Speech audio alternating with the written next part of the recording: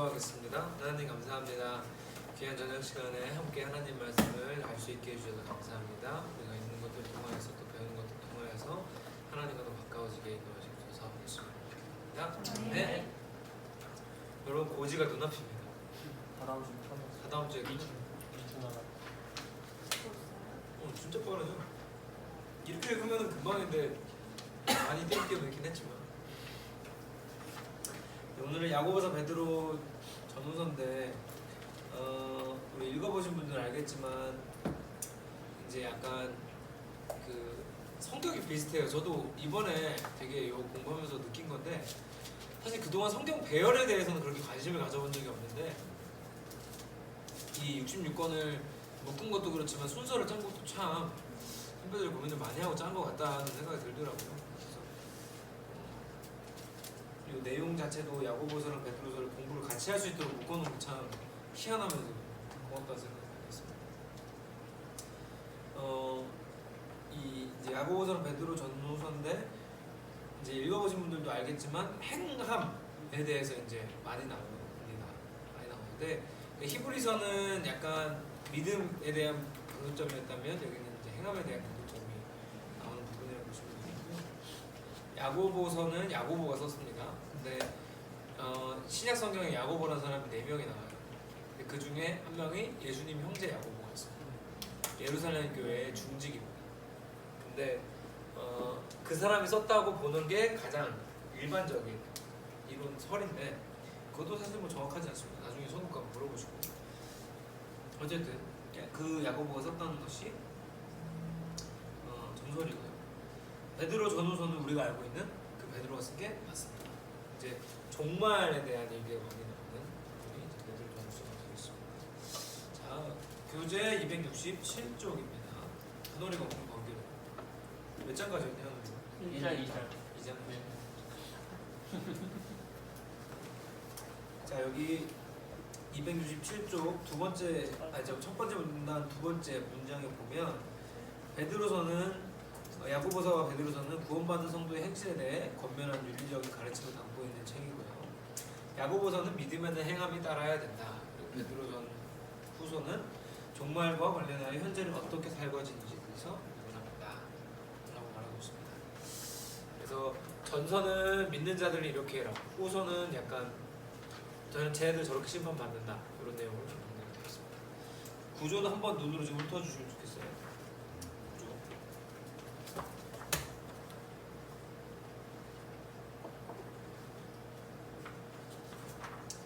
네, 넘어가서 268쪽.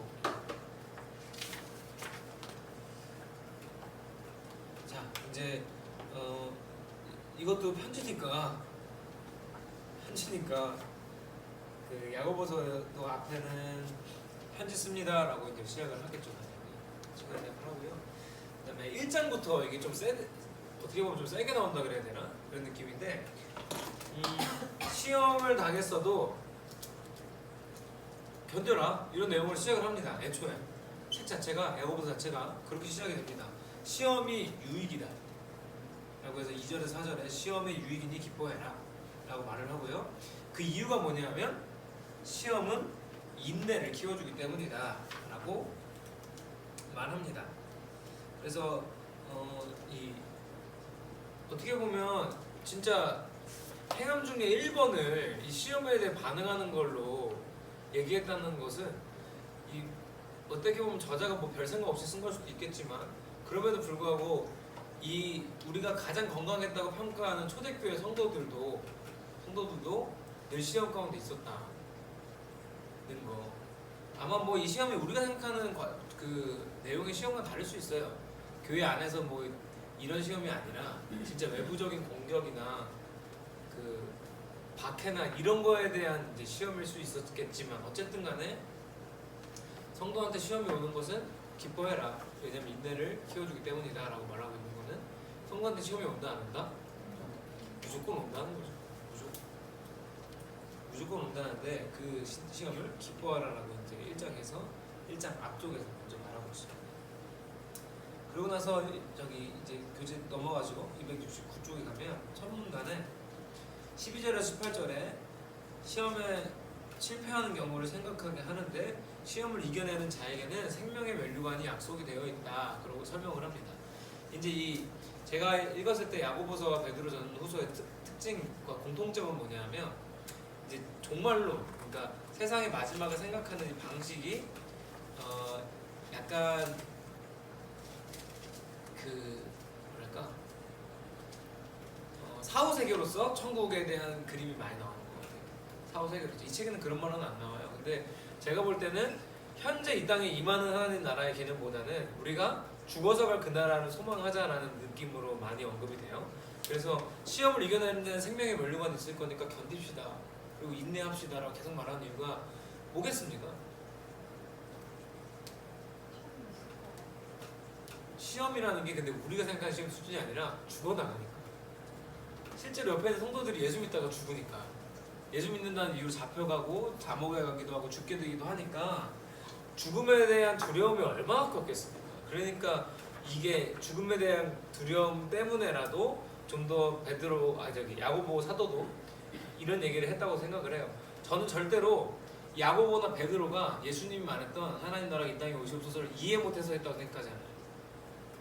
너무나 잘 알지만 현재도 중요하지만 이 사람들한테 당장 죽음이라는 이 어둠의 그림자가 가까이 있는 사람들한테는 진짜 천국에 대한 소망이 필요한 거죠. 죽는 게 두렵지 않은 필요하겠죠. 그래서 그런 얘기를 했다고.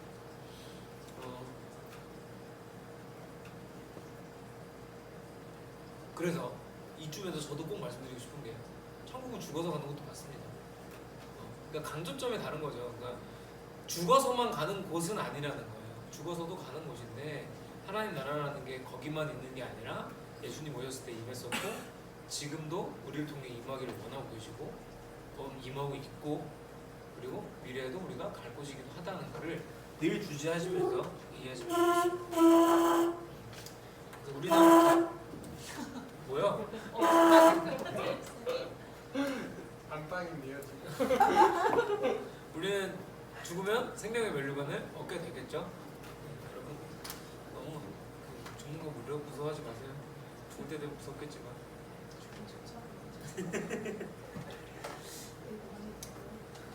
자 그러면서 2장으로 이제 넘어가는데요. 2장으로 넘어가는데 여기서 이제 아주 직접적으로 행함에 대해서 어떻게 할 건지를 말합니다.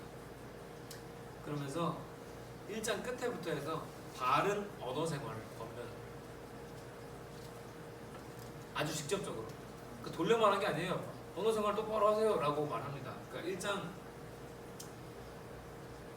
26절 보면 바른 언어 생활을 하시라고 아예 말씀을 하시는데 아마 이 말을 하는 이유는 그 당시 교회 안에도 그런 게 있었다는 거겠죠. 나가서는 막 전도하고 나 예수 믿어서 죽어도 천국 가는 사람이야 생명 얻을까 멸류관 얻을까 하다가도 교인들끼리는 좀 있었을 수도 있겠다. 어차피 사람이었고 사람이 사는 곳이니까. 그래서 우리도 이 공동체 안에서 바른 언어 생활을 하도록 우리도 서로 권면할 필요가 있겠죠. 기쁜 말 합시다.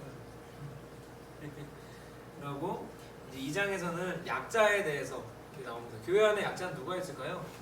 여기서는 교회 안에서 가난한 자에 대해서 제일 먼저 나오는데 아마 이때도 그랬던 것 같아요. 세상에서 부자라고 교회 와서도 나 부자야 거들먹거리는 사람들이 있었던 것 같고 그리고 그 사람들 조금 더 배려하고 했던 것 같아요. 그러니까 아마 이런 말을 했을 텐데 오늘날 우리 시대 교회 안에 약자는 누굴까요? 내가 생각해보고 물어보는구나.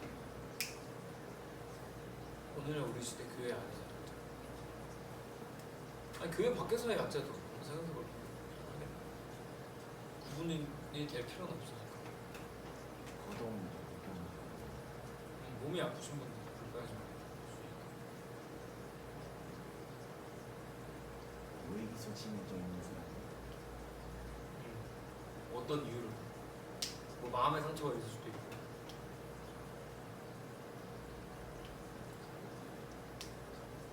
그렇습니다.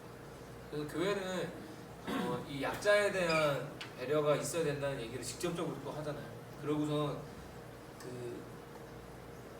그 뒤에 가서 우리가 알만한 말씀이 나오는데 행함이 없는 믿음은 죽은 것이라고 이제 말하는 거니 야고보서 기자가 이 행함이 없는 믿음은 죽은 것이다라고 말하는 게 여기서 이제 우리가 이제 방점을 잘 찍어야 돼요. 어디가 뭐가 이 믿음과 행함의 관계에 대해서 자 이 야고보서에 나오는 말씀대로 행함이 없는 믿음은 죽은 믿음인데 자, 이건 이 말인즉슨 믿음이 있어야 행함도 할 수 있다는 뜻이에요. 그죠? 그러니까 행함이 믿음보다 앞설 수 없어요.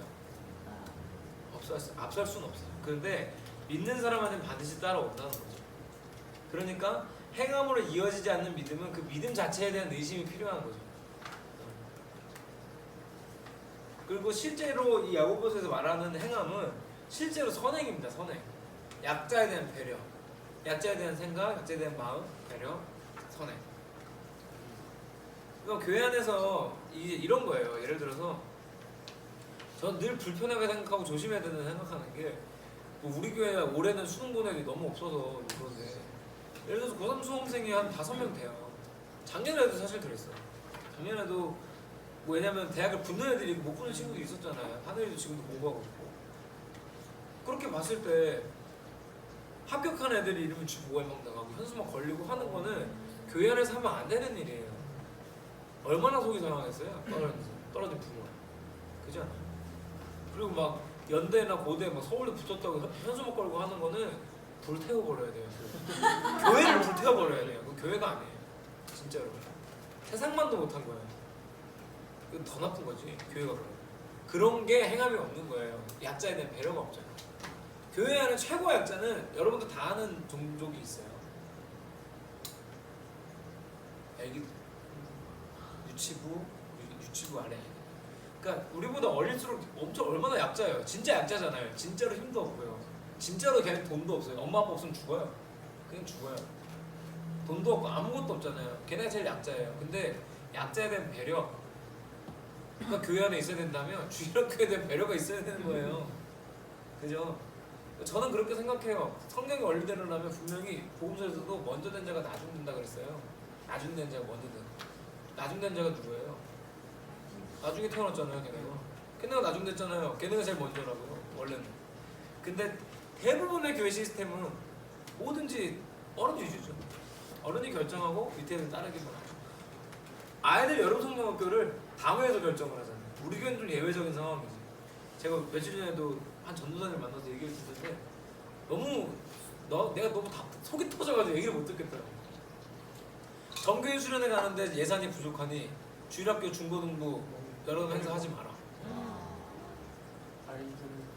이게 실제로 있는 일이에요. 올해 여름에 그래봐야 여름 성격 예산이 얼마나 있든 100만 원이래요.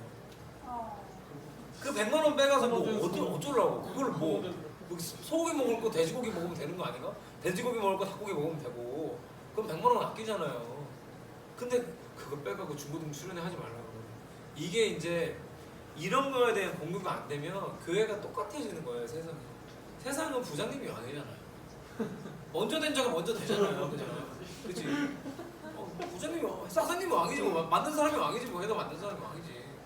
근데 최소한 교회는 그러면 안 되는 거야. 그러니까 교회에서 우리가 나중에도 우리 교회 청년들처럼 참 좋은 청년들도 없어. 어떤 데 가면 막 텃세 부리고 실제로 새로 청년들 오면 막 텃세 부리고 집사님 권사님들 선에서는 제가 어떤지 잘 모르니까 우리 교회는. 근데 어른들도 보면 내가 현재 우리 교회는 모르겠어요. 근데 어른들도 보면 교회 안에서 이제 일종의 갑질을 하는 거죠. 내가 교회를 오래 다녔다는 이유로 이거는 틀린 거예요. 근데 이거를 성경에 그런 말이 없다고 생각하면 경기도 오산인 거죠. 이게 있잖아요. 약자에 대한 배려. 너무 좋아하는데. 이게 그래서 행함이 없는 믿음이 죽은 믿음이라는 거에 대해서 여러분도 한번 잘 고민하고 이제 우리가 교회 안에서 할 수 있는 것들을 좀 고민하면서 알아가야 되겠다라는 생각을 해봅니다. 3장 넘어오죠. 제가 해볼까요? 야고보 3장부터 1절부터 12절은 그 아까 전도사님 말씀하신 1장 26절에 그 자기 혀를 제가 물리지 않는 헛된 경험을 대해서 여기서 좀 더 자세히 이렇게 설명해 줍니다. 여기 보시면 여기 첫 번째 문단 여기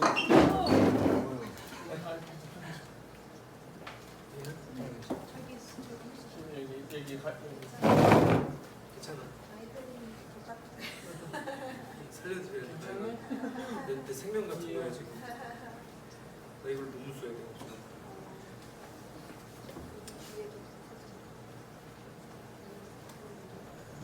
이 정도요? 자, 성인 하세요. 성인 하세요. 성인 하세요. 신경 끄세요.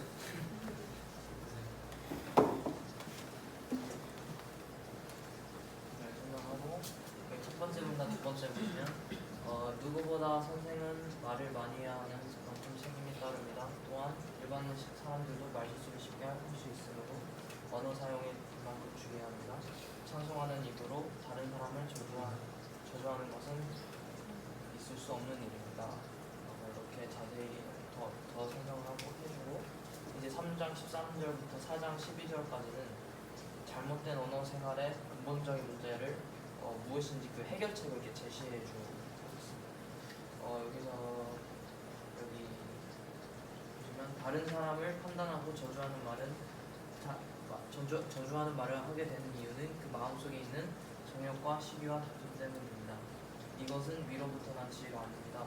위로부터 난 지혜는 성결, 화평, 관용, 양심 등의 열매를 맺게 하는 것입니다.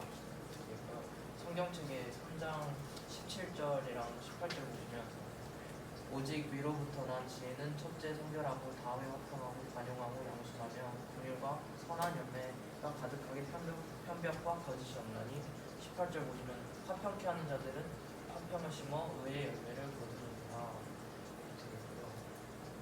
그리고 3장 4, 5, 6절 또 배를 보라 그렇게 크고 광풍이 4장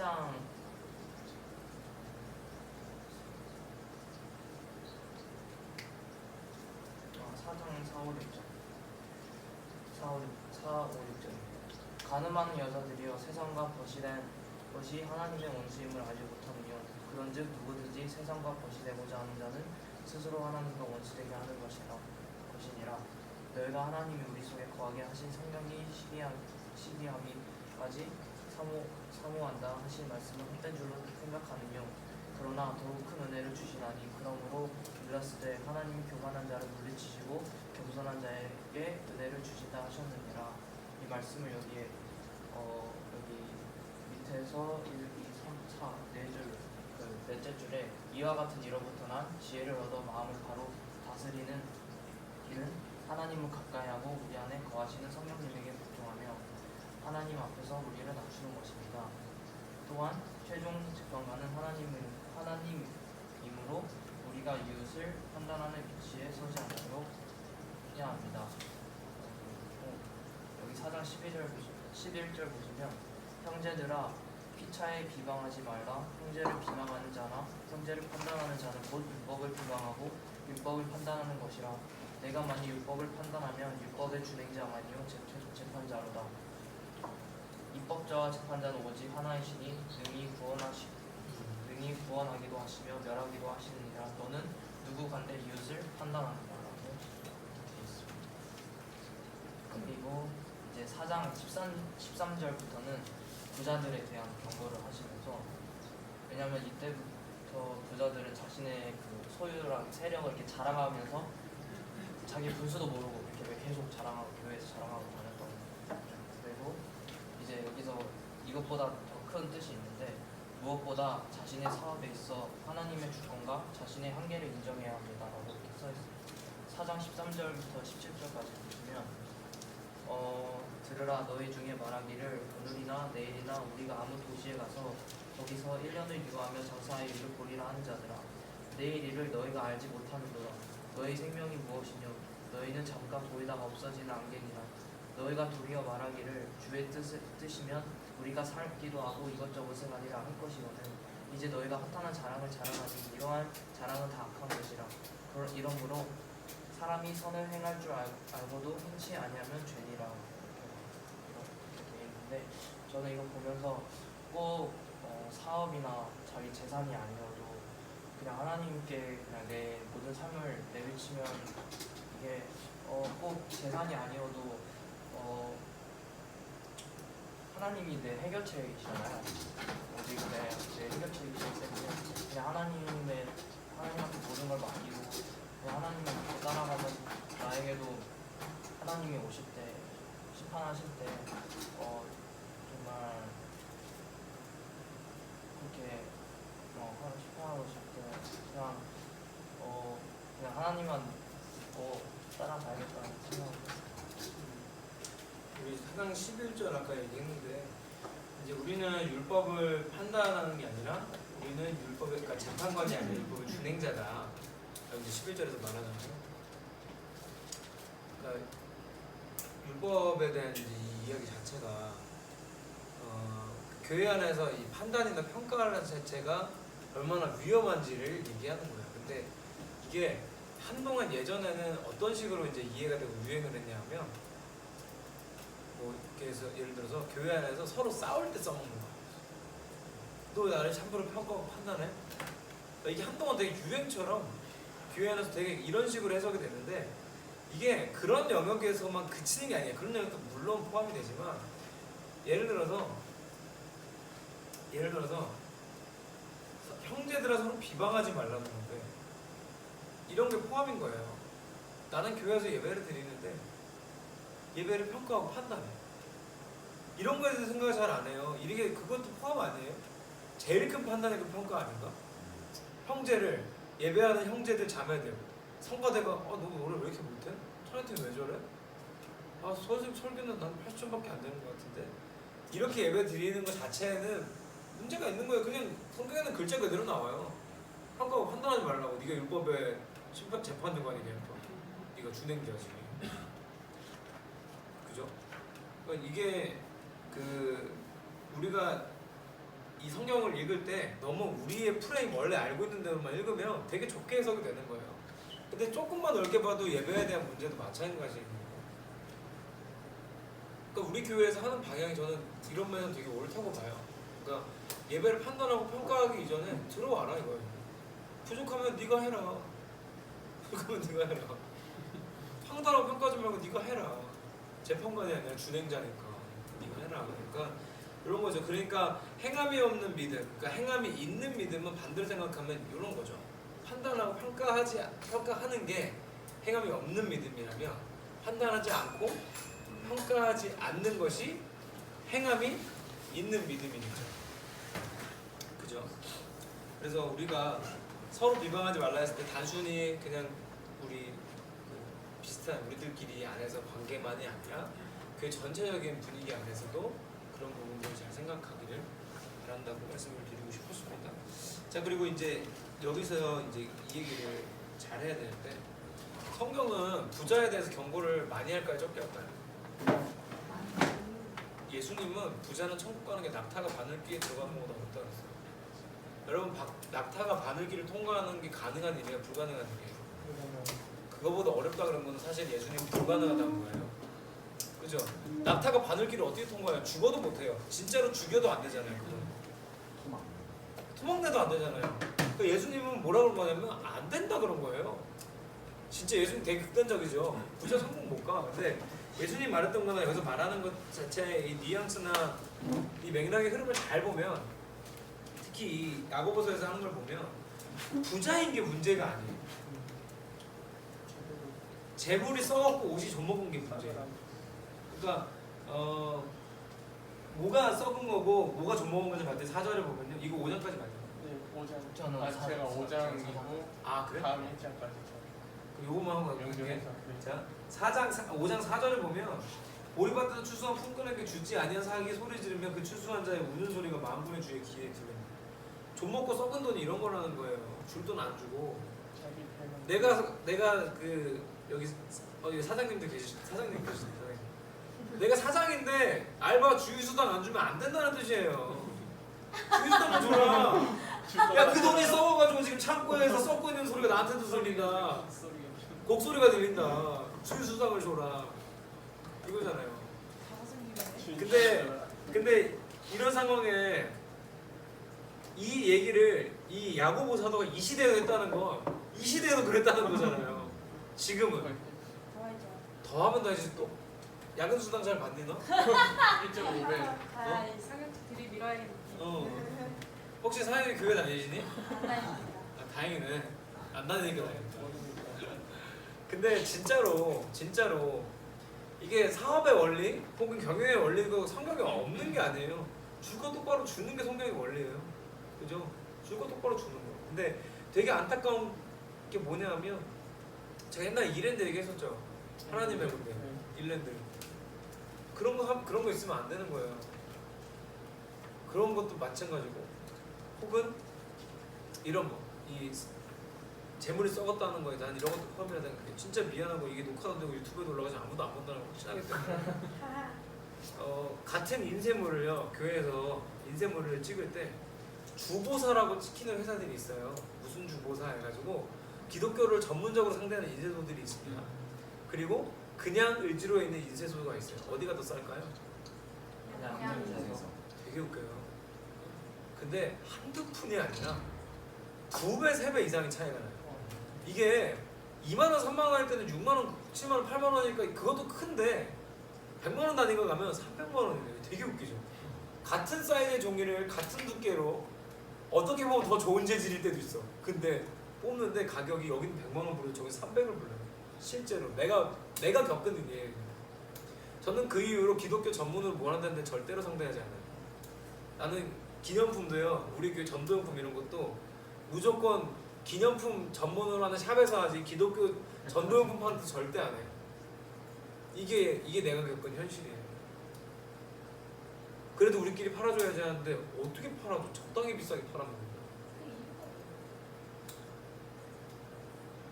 수요 자체가 적잖아.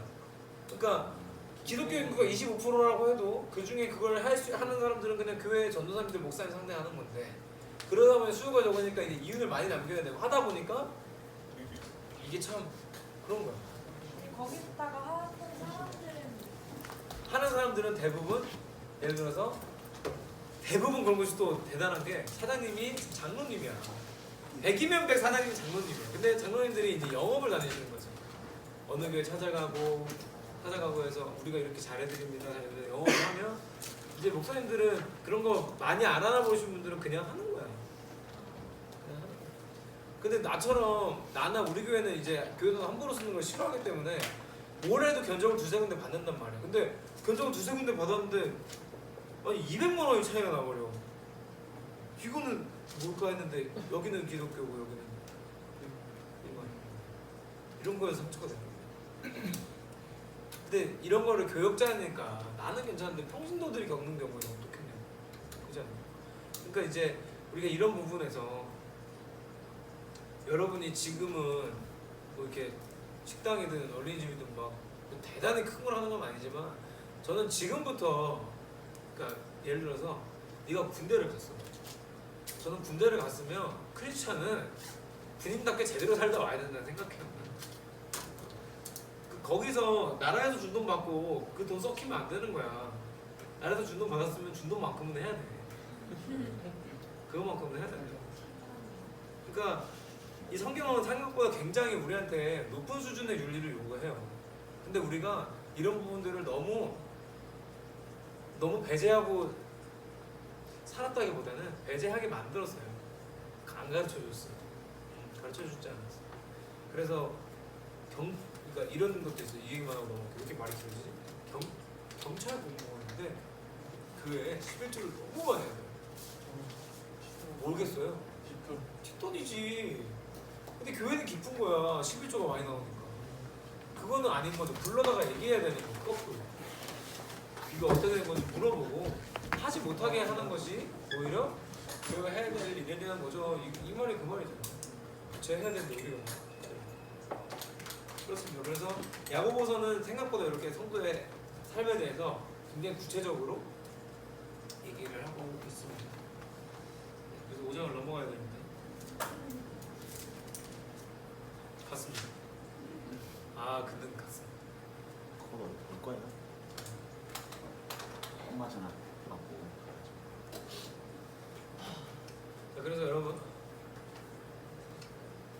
잠깐을 이용해서 혹시 이게 여기까지 듣고 드는 생각 있으시면 야고보서 한 장밖에 안 남았거든요.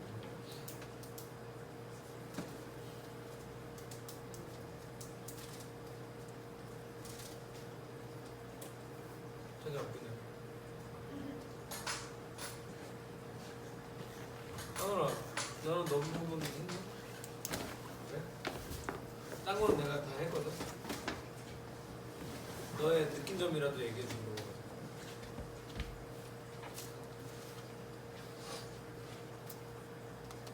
자, 하늘이의 느낀 점을 들어보고 넘어가겠습니다. 그래도 1, 2장 했는데.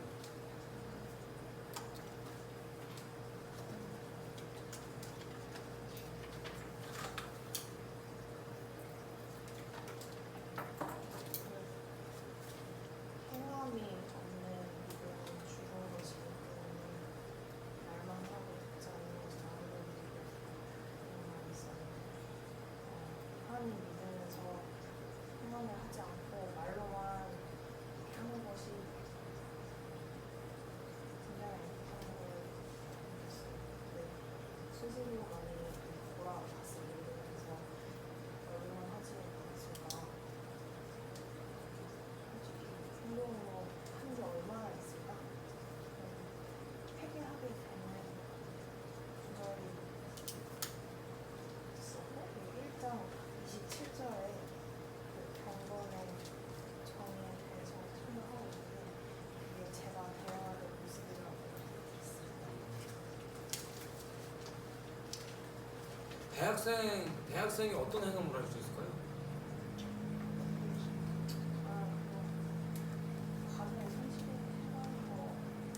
그러니까 이게 함정이에요. 여기서 말하는 행함은 약한 자에 대한 배려예요. 너만 약한 자인 거예요. 지금도 우리는 봐봐요. 그냥 공부 열심히 하는 거 나만 약한 자예요. 고등학생의 행함이 뭐예요? 다 공부하는 거라고. 글러먹은 거예요. 학교 안 다녀도 돼요. 나는 사랑이 학교 안 보낼 생각하고 있어요. 지금도. 나는 일단 고등학교 무조건 안 보낼 거예요. 고등학교 뭐 하러 가?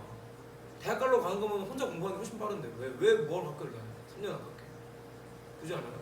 난 지금도 내가 얼마나 앞서갔던 사람인지를 자랑스럽게 생각해요. 난 그때 고1 때부터 자퇴를 생각했거든. 대학을 가려면 내 학교를 때려쳐야 된다. 이걸 안 가면 나는 분명히 내년이면 대학한다. 이걸 안 가면. 근데 엄마가 그 당시만 해도 들어주지 않았어. 학교 자퇴는 문제아들이 나온다고 생각했기 때문에. 난 그만두면 엄마 연대에서 무조건 갑니다. 내 말 안 들었어요. 그래서 장신대 갈 수 있었어요 그때. 안 간 거야, 안 간 거야. 네. 난안 갔어요. 그럼 사기캐라고. 나는 모의고사 보면 틀린 게 별로 없었는데. 금방 테스트 틀린 거 몇 개 안 되는데. 짤밖에 없으면 동그라미가 백지로 돼서. 그러니까 이게 봐봐요. 행함이라고 하면 사회에서 주어진 걸 열심히 하는 거라고 생각하는 거예요. 막 나도 가끔씩 막 교회 안 나온 청년들 연락해 보면 저는 제가 교회 안 나가지만 사회 속에서 열심히 살고 있어요. 성경은 사회 안에서 열심히 살라고 한 적이 없다니까요. 세상 안에 그리스도인으로 살라 그랬지 세상에서 열심히 살으라 하지 않았어요. 그러니까 그리스도인으로 살라는 말에 본인의 본분을 충실하는 게 분명히 포함은 되겠지만 여기 특히 야고보서에 말한 거는 선행, 그러니까 여기서 말하는 거는 약자에 대한 배려는 대학생이 할 수 있는 약자에 대한 배려가 뭐가 있을까? 이걸 고민하는 거예요. 성경 읽으면. 시험 잘하는 사람 깨워서 시험 같이 시험 범위 모르는 애한테 시험 범위 알려주는 거야. 잘하고 있네. 그런 거. 걔 얼마나 약하니? 얼마나 멘탈이 쓰레기면은 시험 전날 자고 있겠냐고. 멘탈이 약한 아이잖아요. 도와줘야죠. 그런 거. 그러니까 단순히 거기서 열심히 살아야겠다라고 결론 내지 마시고 여러분. 우리가 뭘 할 수 있을지 조금 더 이게 누가 페이스북에 그렇게 글 썼더라고요. 나도 많은 사람은 아닌데 교회에서 삶 안에서 실천해야 된다고 하는 말이 가능한 말인지 모르겠다. 우리가 일상에서 살아가는 삶이 얼마나 힘든지 알고나 하는 말일까? 이런 말 해요. 성경은 그거 쉽다고 한 적이 없어요. 어렵다고 했죠. 항상. 그래서 우리가 이 야고보서 관련해서 내가 할 말이 참 많은데 할 말 아닙니다. 생각 많이 해보고 각자의 자리에서 고민하시면서 할 수 있길 바랍니다. 그래서 고등학생이든 중학생 누가 막 이렇게 사촌이든 누가 이렇게 물어보면 공부 열심히 하는 게 재밌는 게 아니야. 이거 분명히 알려줘야 돼. 다 그렇게 생각해요. 내가 언젠가는 교회 안에서 학교는 뭐하러 보내니까라는 설교를 할 겁니다. 언젠가. 아니 봐봐 여러분 우리 아주 극단적으로 봅시다. 학교를 가면 예수를 못 믿고 학교를 안 가면 예수를 믿어요. 어떻게 해야 됩니까 우리? 학교를 안 가는 게 맞는 거 아니에요? 그리스도인이라면? 근데 이거 우리 선택 못 한다니까요. 선택 못해. 세상에서 망할까봐. 그죠? 나는 되게 극단적이라고 생각은 들지만 나는 그런 마음이 지금도 있어요. 나는 그때부터 너무 충격이 컸어. 그때 그만뒀어야 돼. 저기 잘하면 되는 거 아니에요? 그렇지. 그렇지. 그러니까 학교 가는 목적이 바뀌어야 되는 거야. 근데 문제는 뭐라고 아까도? 과제 열심히 하는 거야. 과제 열심히 하러 학교 다니는 거야. 그거 과제를 잘하기 위해서 하나님을 믿는 경우가 많은 거지. 고등학교를 다니면서 그 학교에서 좋은 성적을 받기 위해서 교회를 다녀. 기도를 하고. 수능 시험 날 와서 수학의 영을 부어달라고 기도. 성경에 수학의 영이 없어. 수학의 영이 어디 있어? 수리 영역에 영이 있대 막. 수리라는 단어도 없는데 뭐 돌아버리는 거죠. 그게 우리가 그래서 여러분들 잘 생각해 보시고 우리가 쓰란 말이 맞아요. 목적을 바꿔야 됩니다. 가는 것 자체의 문제가 아니에요. 가는 게 목적이 글러먹었으면 안 가는 게 낫다는 말을 하는 거예요. 나는 그럴 거면. 네. 그렇습니다. 대학생으로서 오늘도 자신 잘하고 일반이고 자 5장 가겠습니다. 네, 제가 5장이랑 다음 베드로전서 1장을 읽었는데 5장부터 정리해드리면 4장에 이어서 5장 1절부터 6절까지가 부자들에 대한 경고고 이제 7절에서부터 마지막 절까지의 내용은 고난당한 반대로 이제 고난당한 성도를 향한 권고라고 정리를 할 수 있는데 여기서 저는 7절하고 8절이 감명 깊어가지고 읽어드리면 여기 그러므로 형제들아 주께서 강림하시기까지 길이 참으라 보라 농부가 땅에서 나는 귀한 열매를 바라고 길이 참아 이른 비와 늦은 비를 기다리나니 너희도 길이 참고 마음을 굳건하게 하라 주의 강림이 가까우니라 하고 옆에 신명기 11장 14절이 써있길래 또 찾아봤어요.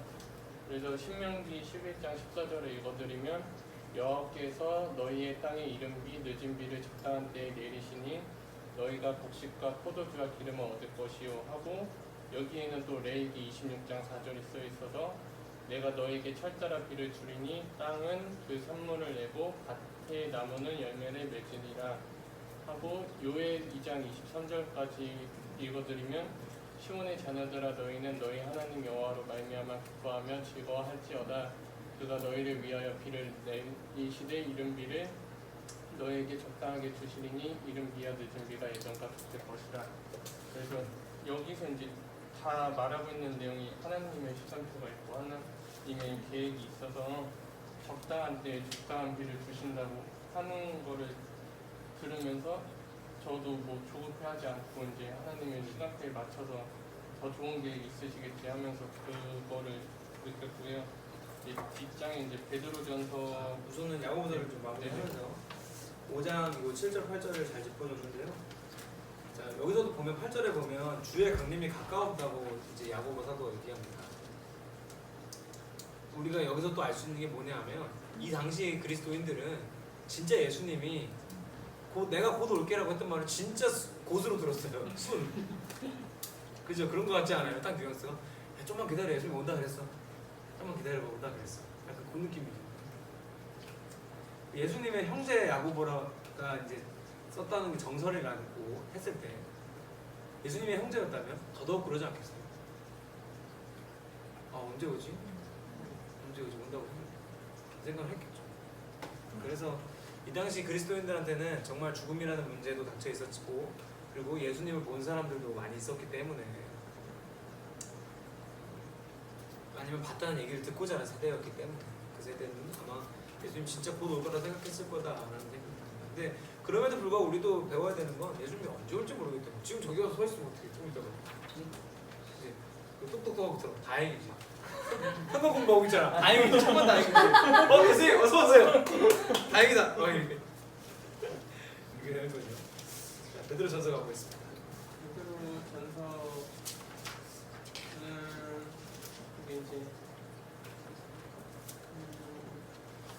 실현 때문에 잠시 낙심한다 할지라도 예비된 확실한 구원을 바라는 기뻐하라고 강면합니다. 여기 핵심 정리를 잘해준 것 같고요. 여기서 이제 강명받은 구절이 6절하고 7절인데 그러므로 너희가 이제 여러 가지 시험으로 말미암아 잠깐 근신하게 되지 않을 수 없으나 오히려 크게 기뻐하는도다. 너희 믿음의 확실함은 불로 연단하여도 없어질 분보다 더 귀하여 예수 그리스도께서 나타내실 때 칭찬과 영광과 존귀를 얻게 할 것입니다. 그래서 여기에도 나와 있는 구절들을 찾아봤는데 이제 야고보서 1장 2절의 말씀은 내 형제들아 너희가 여러 가지 시험을 당하거든 온전히 기쁘게 여겨라. 욥기 23장 10절에는 그러나 내가 가는 길은 그가 아시나니 그가 나를 단련하신 후에는 내가 순금같이 되어 나오리.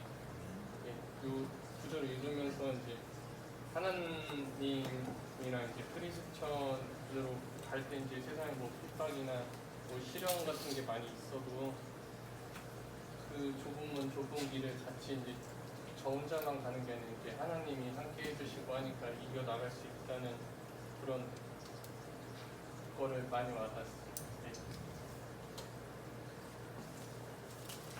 네, 여기서도 베드로전서는 이제 베드로가 쓴 책이고요, 쓴 편지고요. 그 베드로도 똑같이 말하죠. 바울이나 베드로나 하는 말들이 뭐 이렇게 비슷합니다. 다르긴 하지만 시험이 온다 안 온다? 온다. 근데 기뻐해라, 견뎌라. 그렇습니다. 네. 그리고 1장에서는 이제 놓치지 않아야 되는 것 중에 하나가 이제 이 교재에 잘 나오는데요. 교재 273쪽에 보면 이제 1장에 나오는 내용은 우리가 하나님의 자녀라는 것과 그다음에 예수 그리스도의 피로 속죄받았다는 것, 말씀을 거듭난다는 내용이 이제 13절부터 쭉 나와요. 그래서 우리는 이 베드로전서는 성도들이 어떻게 종말을 대비하며 해야 될지에 대한 책이에요. 그러니까 하나님의 자녀로서 어떻게 되는지 13에서 17절에 나오고요. 그 다음에 예수 그리스도의 피로 속죄받았다는 내용이 18절에서 21절에 나옵니다. 우리 1장 21절 한번 같이 읽어보셨어요. 요거 1장 21절만. 1장 21절 시작. 너희는 그를 죽은 자 가운데 살아나시고 영광을 주신 하나님을 그리스도로 말미암아 믿는 자니 너희 믿음과 소망이 하나님께 있게 하셨느니라. 네. 이건 뭐 설명이 필요 없습니다. 그래서 우리는 그렇게 견디고요. 23절 하나만 더. 23절 시작. 너희가 거듭난 것은 거짓 시로 것이 아니요 썩지 아니할 시로 것이니 살아있고 항상 있는 하나님의 말씀을 믿으라. 우리가 받은 구원, 거듭남은 썩는다, 안 썩는다? 썩지 않는다. 그래서 성도가 1장에서는 약간 이런 느낌이에요. 제가 볼 때는 응원하는 거예요. 너네가 시련 가운데 견딜 수 있는 건 이런 이유가 있으니 견뎌봐라 하고 이제 2장부터 우리가 꼭 잘 알아야 되는 내용이 나와요. 누구죠? 2장부터 중요한 게 많이 나옵니다. 2, 3장을 했는데 제가 아까 시작 전에도 정리를 할 수가 없었어요 라고 말씀드렸던 게 정말 다 좋을 것 같아서 그러니까 다 요약이 되는 너무 중요해요. 말씀이라서 이거 다 통째로 읽으면 너무나 좋겠지만 정리를 하자면 짧게 정리를 했을 때 성도의 태도, 자세, 행실 이렇게 보면 될 것 같아요. 그래서 성도는 어떻게 해야 된다. 왜? 뭐 때문에? 이제 이걸 정리하는데 성도는 하나님을 행실을 선하게 해야 되고 그리고 나의 책임과 역할을 다 해야 하며 고난을 받아 마땅한데 그 모든 게 하나님의 영광을 위해서다. 이거를 이제 쭉 풀어놓은 거고 여기 책에 교재 274쪽에 보면은 까만 박스 있어요. 이거를 읽진 않아도 될 것 같은데 1, 2, 3, 4가 사회, 일터, 가정, 약자와 원수 이런 곳에 현장, 우리의 삶의 현장이잖아요. 이럴 때 성도는 이렇게 하세요. 이렇게 하세요라는 게 실질적으로 나와 있는 부분이고 그리고 저는 말씀을 보면서 얘기하고 싶은 거는 2장 9절 끝부분에 어쩌고 저쩌고 아름다운 덕을 선포하게 하려 하심이라. 그러니까 뭐 때문에 해야 되는지 짚어주고 12절에 가서도 어쩌고저쩌고 하나님께 영광을 돌리게 하려 함이라. 이런 일을 하는 건 모두 다 하나님의 영광을 위해서야 라는 걸 계속 몇 절을 사이에 두고 설명을 하고 있어요. 그리고 뭐 예를 들면은 20절에 보면 어쩌고저쩌고 이는 하나님 앞에 아름다우니라. 왜? 하나님 앞에 아름다우니까 이렇게 해야 해. 그러니까 이 목적성을 되게 분명하게 계속 제시를 잘해주고 있는 것 같고, 그리고 쭉쭉 가면은 3장으로 가면은 이제 제 성경에는 아내와 남편 이렇게 부제목이 붙어 있거든요. 그래서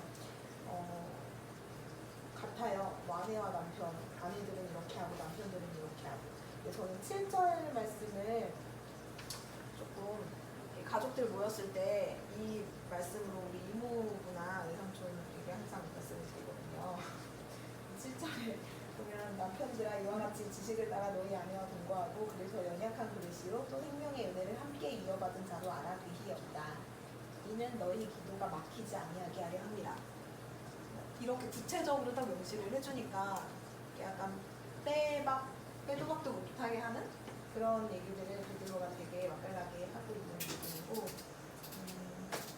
그리고 3장 내용 전체적으로 보면은 의리를 위해서 고난을 받는 게 귀한 일이고 복이 있는 일이다. 그리고 선한 행함으로 고난을 받는 게 하나님의 뜻이니까 제가 불렀던 전도사님의 주의 일을 행하라 가사처럼 낙심하지 말지니 부엌 같다? 낙심하지 말고 계속 행하면 하나님이 이루실 거야 라는 멘트를 이제 3장에 걸쳐서 하고 있습니다.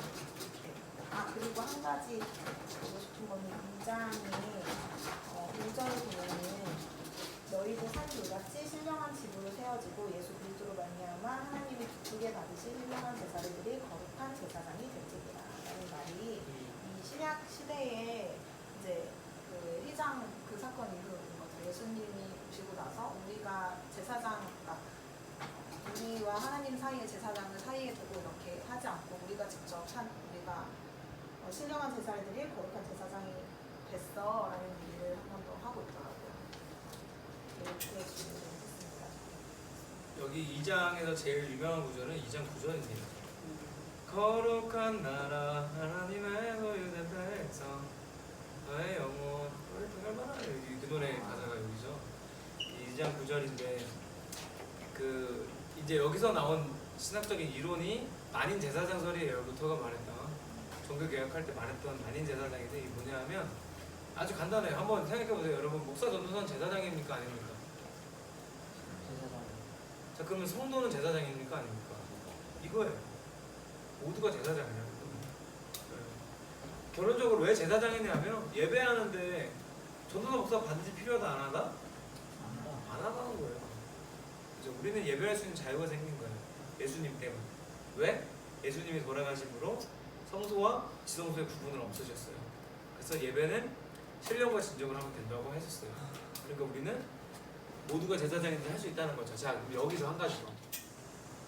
그러면 목사 전도사도 제사장이고 성도도 제사장이라면 목사 전도사한테 요구되는 건 성도들한테 똑같이 요구된다는 뜻이에요. 반대로 생각해요. 이 말이 좋은 말이 아니에요, 우리한테. 만인 제사장설이 듣기엔 되게 멋있죠. 나도 뭐 다 할 수 있네. 근데 반대로 생각하면 다 할 수 있는 만큼 해야 되는 거예요. 이게 예수님의 십자가 사랑은요, 어떻게 보면 율법보다 더 무섭습니다.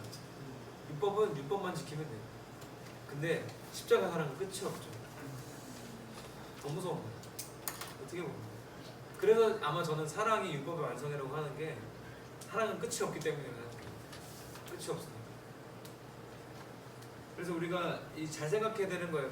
만인 제사장설이 너무 좋죠. 우리 예배하는데 자유가 있고 누구나 예배인도 할 수 있고 그게 너무나 좋지만 반대로 예를 들어서 보통 저는 이 사역자들한테 제일 많이 요구되는 게 청빈이라 생각하거든요. 청빈. 그러니까 가난이 요구되진 않아요. 가난이 요구되지는 않지만 그렇다고 해서 너무 부유하면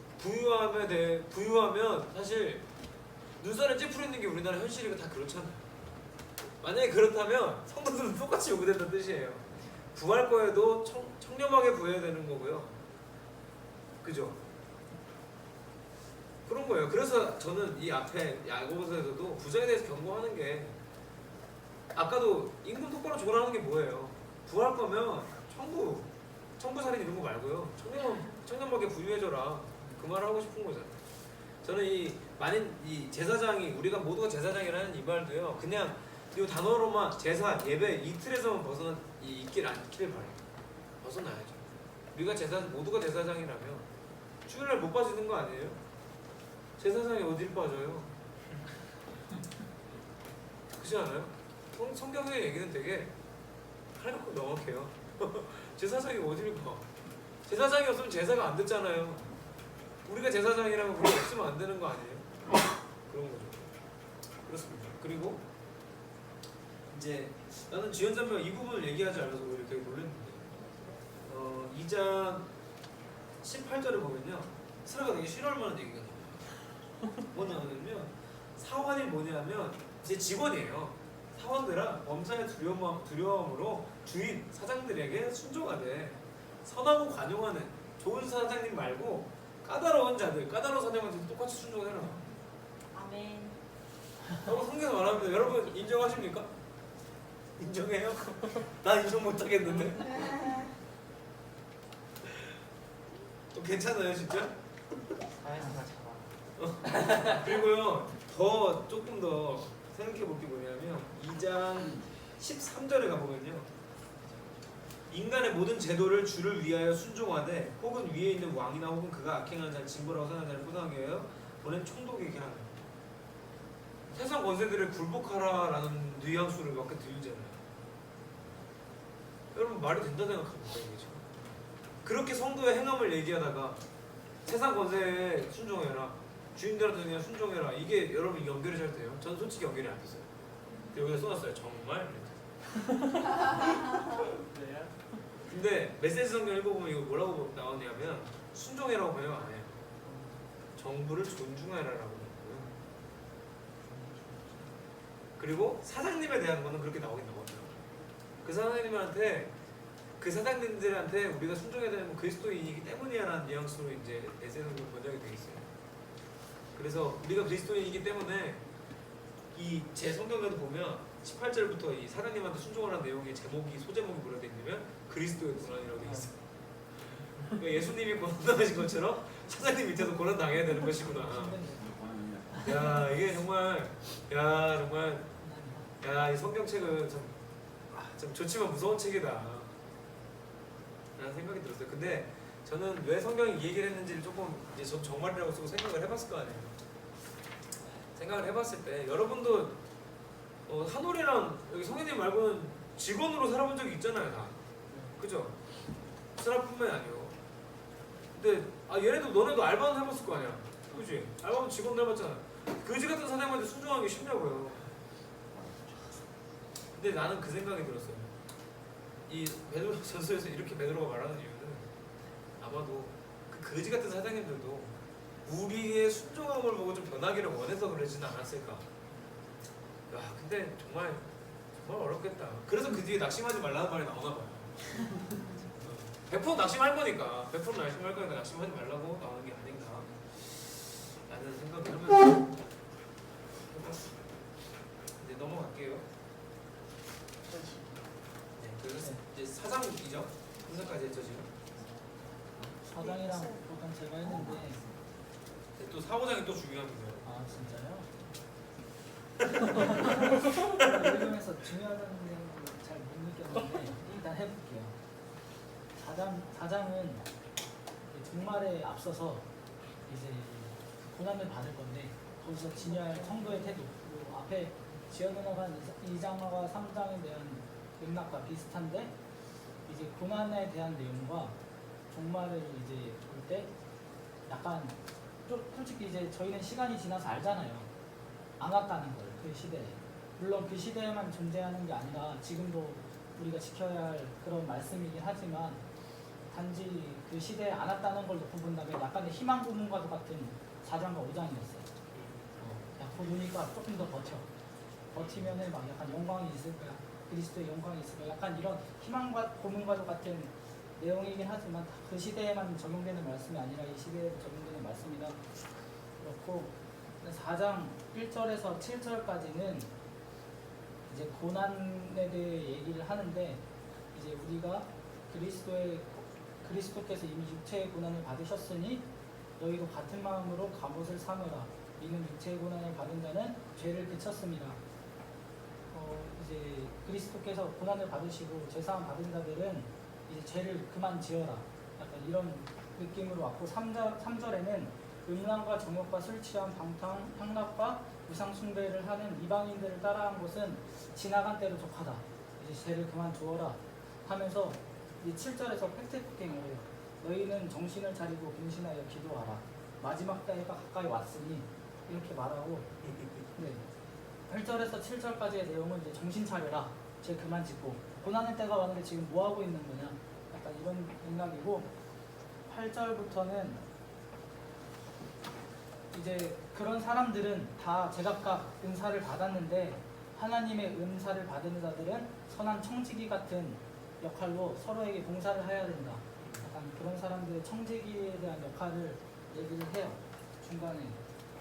그 다음에 그런 사람들이 고난을 받는데 봉사하거나 그러려면 고난을 받는데 그럼에도 견디면은 이제 그에게 영광과 권능이 세세에 무궁하도록 있으리라. 네, 이런 말씀이 나왔고 12절의 이후에는 고난에 대한 내용이 더 자세하게 나오는데 너희들이 이제 연단하고 하는데 불시험을 이상한 일 당하는 것 같이 여기지 말라고 말을 해요.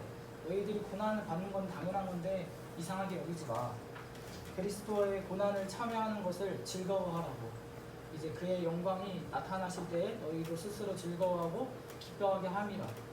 약간 지금 보면 희망 고문 같지만 이 시대에 적용되는 말씀이라 저희도 행해야 되는 말씀처럼 느껴졌고요. 그 다음에 그리스도의 이름으로 치욕당하면 복 있는 자고 이제 영광과 곧 하나님이 너희 위에 계심이라 하면서 마지막 절이 되게 좀 와닿았었는데 좀 의미가 깊었는데 18절에 19절에 하나님의 뜻대로 고난을 받는 자들은 또한 선을 행하는 가운데 그 영혼을 믿으신 창조주께 위탁할지어다. 그러니까 너희가 고난을 받는 것을 너희 스스로 견디지 말고 하나님께 아뢰어서 구해서 고난을 견뎌라. 이런 말씀으로 4장이 마무리됩니다. 기가 막히네. 네, 그 다음에 5장에는 교회 말세에 교회 장로와 일반 성도들이 지녀야 할 의무에 대해서 얘기를 하고 있어요. 그래서 장로들에게 1절에는 바로 장로들에게 권하노니 나는 장로된 자요 그리스도의 고난을 지닌 이후 나타날 영광에 참여할 자니라 하면서 장로들에게 맡은 자들에게 주장하는 자세를 하지 말고 양 무리의 본이 되어라. 저희가 그냥 그 장로라는 직분을 가지고 해서 이 말세에 더 이렇게 자기를 내세우려 하지 말고 순종하면서 본이 되어라. 이런 말과 장로에게 일반 성도들의 그런 의무를 얘기를 해요. 그러면서 7절에 다시 한번 4장이랑 똑같은 말을 하는데 너희 염려를 다 주께 맡기라. 이는 그가 너희를 돌보심이라. 근신하라 깨어라. 너희 대적 마귀가 우는 사자같이 두루 다니며 삼킬 자를 찾나니. 이 말씀이 제일 좋았어요. 우리가 정말 그냥 멍 때리고 있으면은 그냥 순식간에 너희가 마귀에게 집어삼킬 거다. 그들은 우는 사자처럼 항상 기다리고 있고 이런 것처럼 다가와서 되게 좋았고 그런 내용인 것 같아요. 좋습니다. 그러면서 이제 권고를 하면서 마지막으로는 평안의 인사를 하면서 끝내요. 오케이. 자, 정리를 한번 하면은 5장 먼저 볼게요. 5장에 보면 이제 아까 사실 얘기한 대로 장로님들 어떻게 하세요라고 나옵니다. 근데 그 내용이 뭐냐면 책에 잘 나오는데 275쪽이고요. 억지로 하지 말고 자원함으로 하고 지도자의 책임을 다하고 불의한 이득을 추구하지 않고 주장하는 자세로 먼저 하지 말고 먼저 모범을 보입니다. 성경에는 장로님도 어떻게 하라고 분명히 나옵니다. 그죠? 저는 이거 아는 장로님들이 몇 명이나 될까라는 생각을 해봅니다. 우리나라 솔직히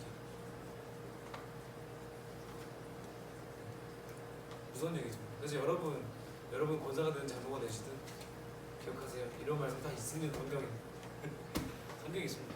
그리고 이제 이 책에도 이렇게 정리가 됐는데 젊은이들은 지도자에게 순종하고 서로 간에 겸손으로 대해야 된다고 나와요. 그래서 우리 이제 청년들한테 요구되는 건 겸손인 거예요. 사실 우리 다 같이 하나하나 한 사람 한 사람 겸손해지면 교회 안에 분란이 있을 수가 없습니다. 근데 서로 누가 잘났다고 하는 순간부터 교회는 이제 무너지죠. 그래서 우리도 그 겸손함으로 서로 대하는 이 너무 당연한 얘기를 교회 안에 너무 당연한 얘기지만 성경에도 분명히 성경을 읽은 우리가 느낀 점이 아니라 성경에 명확하게 얘기하고 있다는 걸 한번 좀 기억했으면 좋겠고요. 그다음에 4장을 가보면 4장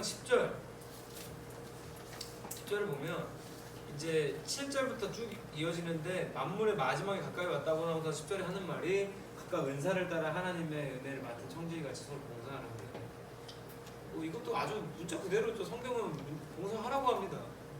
하라고 하는 걸 시키는 게 잘못된 건 아닌 거예요. 성경 분명히 봉사하라고 하니까. 근데 여기에 포인트가 있는데 각각 은사를 받는다. 자기 잘하는 거 교회 안에서 해라 이거예요. 그래서 누군가가 그러니까 어떻게 보면 봉사를 하다 보면 시험에 드는 건 약간 그런 부분인 것 같아요.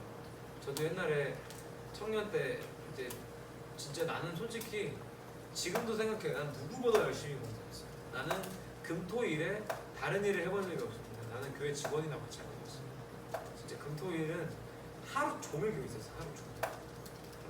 금요일도 학교 끝나고 집에 교회 바로 교회를 난 출근해서 내내 저기 하고 찬양팀도 하고 토요일날도 가가지고 주일 준비 하루 종일 같이 하고 주일날은 뭐 당연했고 주일날은 지금보다 더 빨리 나왔으니까 7시 전에 교회 와서 저녁에 9시 넘어서 집에 가고 그랬으니까. 근데 그렇게 했기 때문에 내가 이렇게 했으니까 여러분들 하세요 하는 말이 아니고 그때 그렇게 하면서도 제가 정말 은혜를 받았냐 이 말이 아니에요. 전혀 안 그랬어요. 고난과 고통의 시간이었어요. 진짜. 근데 되게 나도 어딘가 모르겠는 이 매여있는 율법적인 이 마음 때문에 기쁨으로 하는 게 아니라 해야 돼서 했어요. 진짜. 언젠가부터. 처음에는 안 그랬죠. 근데 언젠가부터는 그냥 해야 돼서 하고 몸이 기억해서 하고 하는 느낌이 너무너무 컸어요. 너무너무. 그래서 좀 그런 마음이 왔을 때 생각을 해봤는데 그때 제가 눈에 들어왔던 게 뭐였냐면 정말 힘들 때 들어왔던 게 뭐냐면 노는 사람. 나는 이렇게 하는데 나보다 심지어 형인데 저 형들이 너무 좋은 거야. 나는 왜 이렇게까지 해야지? 근데 이게 왜 그러냐면 각각 맡은 은사대로 작은 일이든 큰 일이든 모두가 해야 된다는 뜻이에요. 교회는 분명히. 그러니까 그렇게 해야 누구 하나가 막 미친 듯이 하는 일이 안 생기고요. 그리고 또 미친 듯이 하는 사람이 누굴 보고 시험 드는 일이 안 생기는 거예요. 제가 어디 가서 강의하면 그 말이라도 해요. 중고등부 선생님들 강의를 많이 하니까 하면 그 말해요. 애들한테 형광등 하나 끄는 거라고 맡기시는 거예요. 형광등 스위치 중에 왼쪽 위에 첫 번째 건 내 거야. 그거라도 맡겨줘라 진짜로. 그리고 그거 진짜 키지 마라. 맡겨라. 그거 못하는 사람이 있냐. 그거 할 수 있지 않냐. 그 하게 해줘라 라는 거야. 그래 우리는 은사를 따라서 교회 안에서 분명히 맡겨진 일들을 해야 됩니다. 근데 저는 이 얘기를 보면서 이제 그 생각이 났어요. 마태복음에 나오는 달란트. 그럼 어떻게 생각하세요? 5달란트, 2달란트, 1달란트 주인이 맡기고 근데 은사를 따라서 봉사하는 거랑 달란트랑 어떻게 생각해요? 달란트 얘기 모르는 사람 여기 없잖아요. 그걸 맡기고 갔는데 한 사람은 10개로 만들어놓고 한 사람은 4개로 만들어놓고 한 사람은 묻어놨다가 주인한테 그냥 돌려줬죠. 근데 묻어놨다가 돌려준 사람은 주인한테 오지게 오른 거죠. 악하고 게으른 거. 어떤 건가요? 여기서 이제 우리가 지난 주일에 제가 지난주인가 그 교사들한테도 얘기했는데 5달란트, 2달란트, 1달란트가요 재능이 아니에요. 그러니까 여기서 나오는 은사가요 재능이라고 보면 안 돼요. 은사도 그러니까 은사라는 거는 하나님이 주신 거기 때문에 재능이란 되게 착각할 수 있는데 재능은 저는 굉장히 인간적인 거라는 거예요. 타고난 거. 은사는 하나님이 주시는 거죠. 하나님 태어날 때만 줍니까? 그죠? 하나님은 태어난 지 100년 된 사람한테도 줄 수 있어요. 그죠? 하나님이 주시는 은사는 개발이 가능해요. 근데 달란트 잔치 제가 그 우리나라 성경 번역 중에 제일 마음에 안 드는 부분은 그거예요. 달란트를 주는데 재능에 따라 줬다고 번역을 해놨다니까요. 아니에요. 영어로는 어빌러티라고 번역이 돼 있어요. 어빌러티가 재능이에요? 능력. 능력은 재능이랑 완전히 다르죠. 능력은 개발이 됩니까? 안 됩니까? 그죠? 성경에 나오는 은사는 개발이 되는 거예요. 원래 이거 못했던 사람이 이거 할 줄 알게 되면 은사가 있는 거죠. 그죠? 그래서 저는 이 은사나 그 달란트 얘기에서도 분명히 알 수 있는 건 한 달란트 받았던 사람이 악하고 게으른 종이 됐던 거는 한 달란트밖에 안 남겼기 때문이 아니라 아무것도 하지 않았기 때문에. 아무것도 하지 않았기 때문에. 그래서 우리가 은사를 받은 대로 선한 청지기처럼 하나님의 맡은 일을 해야 되는 건 성경 전체적인 흐름을 다 똑같이 얘기하는 거예요. 달란트 비유에서 아무것도 하지 않았기 때문에 욕먹은 건데 보통은 우리는 어떻게 그게 번역이 되냐면 달란트 크게 받은 사람은 큰 일하고 작게 받은 일은 작은 일을 합시다 하고 하는데 작은 일을 성취하고 나면 그 분명히 이걸 성취하고 나면 하나님 다음 케이스 때 큰 일을 주셔요. 분명히. 왜냐하면 10달란트를 주인한테 돌려준 사람 때 예수, 그 주인이 뭐라고 그러냐면 네가 적은 일을 충성하시니 내가 큰 일을 맡기겠다. 근데 한 달란트가 얼마인지 아세요? 20년치 월급이에요. 무조건 없다는 이상입니다. 근데 주인이 뭐라 그래요? 적은 일을 충성했대. 주인이 클래스가 다르죠. 한 달란트가 그러면 얼마게 정확히는 알 수 없는데 한 달란트 받은 사람 게으른 거 아니냐. 금 한 달란트를 땅에다 묻었어요. 한 달란트가 20년치 월급이라고. 금을 20년치 월급을 금으로 받았어요. 그걸 땅에다 묻었어요. 그 당시에 포크레인 있는 것도 아닌데 대단하지 않아요? 게으르지 않아요? 얼마나 부지런한 거예요. 근데 악하고 게으르다 한 거는 그걸 쓰지 않았기 때문이에요. 나는 확신해요. 그 주인이 그 돈을 써서 날렸어도 혼내지 않았어요. 쓰다가 포기했어도 쓰다가 포기한 게 아니라 쓰다가 실수로 날려먹어서도 주인이 분명히 하지 않았을 거예요. 그러니까 우리는 실수하는 게 두려워서 이 맡은 은사들을 하지 않으면 안 돼요. 우리 그래서 두 사람은 칭찬받는 거예요. 이제 은사가 개발되는 거예요. 전에는 내가 음악에 대한 은사가 없었을지라도 막 생겨나는 거죠. 그래서 하나님 맡겨주신 대로 이제 써먹을 수 있는 거예요. 그래서 여러분들 우리는 교회 안에서 해야 됩니다. 그러니까 여기 있는 사람들 중에 뭐 안 하는 사람 없잖아요. 우리가 해야 될 건 뭐냐면 새로 오는 사람들도 동참하게 해야 돼요. 1인 1사 진짜 해야 되는 거예요. 그렇습니다. 그래서 사정원장 이렇게 정리해보고요. 베드로전서는 아무튼 크게 정리하면 성도가 종말 앞에 해야 되는 일을 말하고 있습니다. 후서. 베드로후서 네, 제가 한 장 했는데요. 와우. 많이 진심. 아 이건데 그래요. 네, 뭐 인사하고 뭐 그런 느낌인데. 인사하고 끝난 거 아니에요? 제가 읽었던 부분 중에서 이제 목적은 아무래도 1장 12절 말씀이 그 목적이 아닐까 생각합니다. 12절 말씀.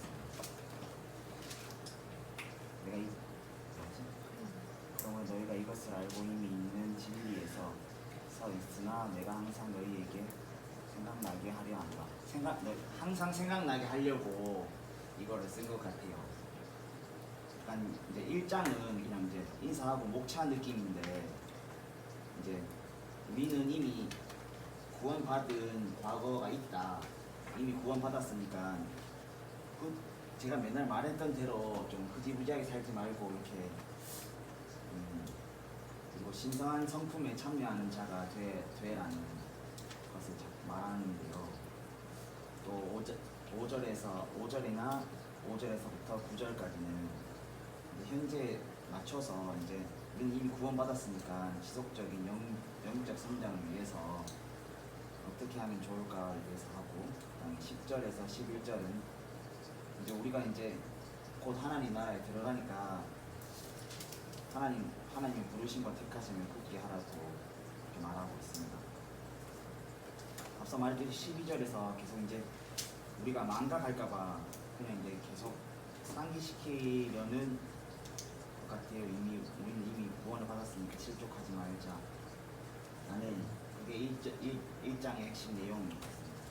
그리고 제가 읽으면서 궁금했던 게 여기 보면 바른 영적 성장을 이루도록 권면을 합니다라고 여기 그러니까 1번 영적 성장 위에 조그만 길로 되어 있는 거 있는데 중간에 보면 그런 게 있어요.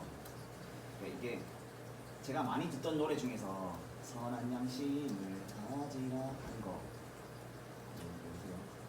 옹기장일 건데 생전 처음 들어보네요. 그래요? 네, 뭐 이는 예수 그리스도의 뜻이냐는데 예수 그리스도의 뜻이 선한 양심을 가지라는 그 말이 계속 생각이 났어요.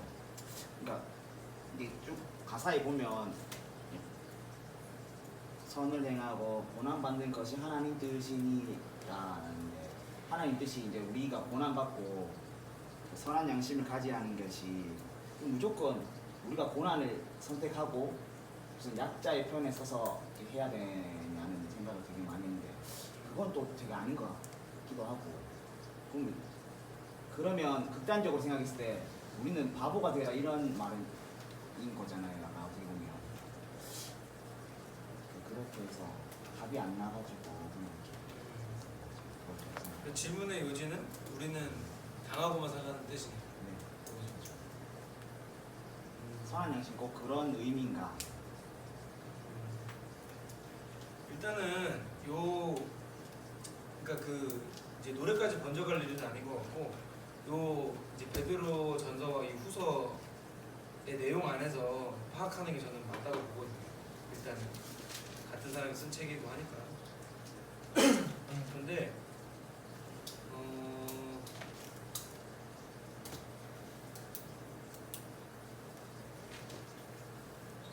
이 성경에는 어디에 성경 말 구절만 봐서는 그런 내용이 난 잘 보이진 않는데.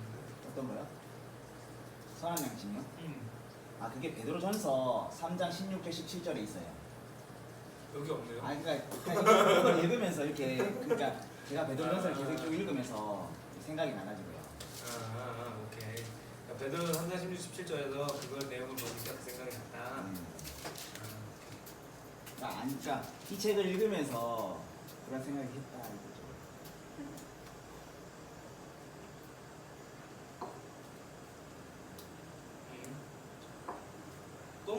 너무 쉽다고 생각이 드는데요, 저는. 그러니까 이게 사기꾼한테 사기를 당하라는 말은 아니잖아요. 그러니까 주유수당을 주지 말고 부자가 되라. 이게 아니라 주유수당 주고 부자 되지 말라는 뜻이잖아요. 그거 아니고. 그러니까 선한 양심, 성경에서 말하는 선한 양심이라는 게 그거면은 나는 충분하다고 생각해요. 그러니까 바보가 돼서 사기꾼들한테 당하고 보이스피싱 당해라는 뜻은 아니잖아요. 난 보이스피싱 오면 무조건 녹음부터 킵니다. 국제전화입니다 하고 왔는데 우체국입니다 그래 바로 녹음 들어가고 우체국이요? 아, 저 큰일 났나요? 다 녹음하고 항상 녹음하거든요. 어떻게든 에피소드 하나 만들려고. 근데 보이스피싱을 당해라라는 뜻은 아닐 거라고요. 그죠? 근데 이 분명한 거는 우리가 선한 양심을 가지고 바보가 되려면 바보가 된다는 뜻은 맞다고 생각해요. 그러니까 분명히 요리조리 빠져나가서 예를 들어서 세금을 피할 수 있고 뭐 할 수 있고 하잖아요. 근데 그런 상황에서 선한 양심을 가지고 빠져나가지 말고 낼 건 내라 라고까지 갈 수 있을 것 같아요. 제 생각은 그렇습니다. 근데 뭐 그게 아니라 이제 단순히 아주 바보가 되는 상황에서 이렇게 해야 됩니까? 라는 말은 아닌 것 같아요. 그러니까 아무튼 극단적인 예라고 보이지만 누군가 나한테 그냥 대놓고 손해를 끼치려고 하는데 그게 아니라 이렇게 했을 때 손해를 보지만 이게 선한 길이라면 선한 길을 가라 라는 뜻 같아요.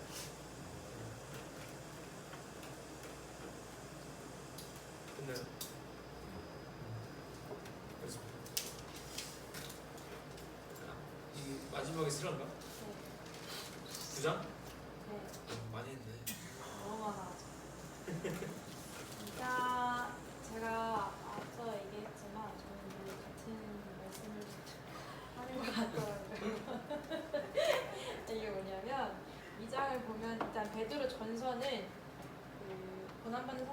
대한 궁극적인 얘기 276쪽 처음에 나와요. 베드로전서는 고난받는 성도들에 대한 궁극적인 보상 이 수준을 맞추는 반면에 후서는 악한 자들과 거짓 선지자들에 대한 심판과 형벌을 경고하면서 저쪽으로 바른 영적 성장을 이루도록 권면합니다. 이런 내용인데요. 2장에 보면은 277쪽에 2번 과거의 심판 2장에 대한 전체적인 내용을 보면 베드로는 바른 진리를 가르치지 않고 사람들을 미혹하게 하는 거짓 선생들을 경계하라고 합니다. 저희가 맡은 게 매번 이런 내용이에요. 거짓 선생들을 경계하라고 빠지지 마라. 미혹에 빠지지 마라. 막 이런 얘기. 너 어디 위험한 그러니까요. 제가 어디에 누가 있나 봐요. 천치편 보고 아니 혹시? 그래서 이런 내용이고 그 다음에 2장 1절에서 3절은 거짓 선생에 대한 경고입니다. 이것도 과거 거짓 선지자들이 이스라엘 백성을 잘못 인도했던 것처럼 교회 안에 거짓 선생들이 미혹하게 할 것을 경계합니다. 이런 내용이고 그 다음에 2장 4절에서 10절 이렇게 하면은 하나님의 지혜로운 심판 이거는 뭐 홍수나 소돔과 고모라 그 사건처럼 그런 것들 예로 들면서 하나님께서 심판을 불의한 자에게 심판하셨던 것들을 예를 들고 있고요. 그 다음에 2장 10절에서 22절 불의한 자의 베드로는 불의한 자들의 여러 악한 모습에 대해 고발하고 그들을 따라가지 말라고 권고합니다. 그들은 권 있는 자들을 비방하고 더러운 정욕을 탐하며 바른 길로 떠나 미혹되어 불의한 유혹을 쫓아갑니다. 그리고 그 결론은 멸망뿐이라고 나와 있습니다. 그리고 3장에 가면은 미래의 심판 이런 게 나와 있는데요. 여기도 계속 비슷한 얘기가 나와요. 거짓 교사들은 주의 강림에는 다가올 심판을 부인합니다. 그런데 하나님의 심판이 지연되고 있는 이유는 많은 사람들의 구원을 하시기 위해 오래 참으시는 하나님의 자비하심 때문입니다. 하지만 심판의 날은 반드시 올 것이며 따라서 성도는 정결한 삶을 살아야 합니다. 이 3장에서 제가 여기 지금 제가 읽은 부분에 해당하는 그 구절이 9절 말씀이에요. 현장 9절. 제가 읽어드리면 주의 약속은 어떤 이에 더디다고 생각하는 것 같이 더딘 것이 아니라 오직 너희를 대하여 오래 참으사 아무도 멸망치 않고 다 회개하기에 이르기를 원하시니라. 10절 그러나 주의 날이 도적같이 오리니 그날에는 하늘이 큰 소리로 떠나가고 체질이 뜨거운 불에 풀어지고 땅과 그 중에 있는 모든 일이 드러나리로다 라고 나와 있어요. 그래서 전체적으로는 이런 내용인데 제가 진짜 고민을 많이 했어요. 왜 자꾸 나에게 이런 말씀을 주시는 건가? 그냥 마지막 절에 항상 이런 것을 주는 건가? 그 생각을 했어요. 나 주변에 내가 나를 미혹하고 나에게 그런 뭔가 그런 사람이 있나? 라는 고민을 이 글자 문서대로 생각했을 때 그렇게 고민을 했는데 제가 나라고 적어놨어요.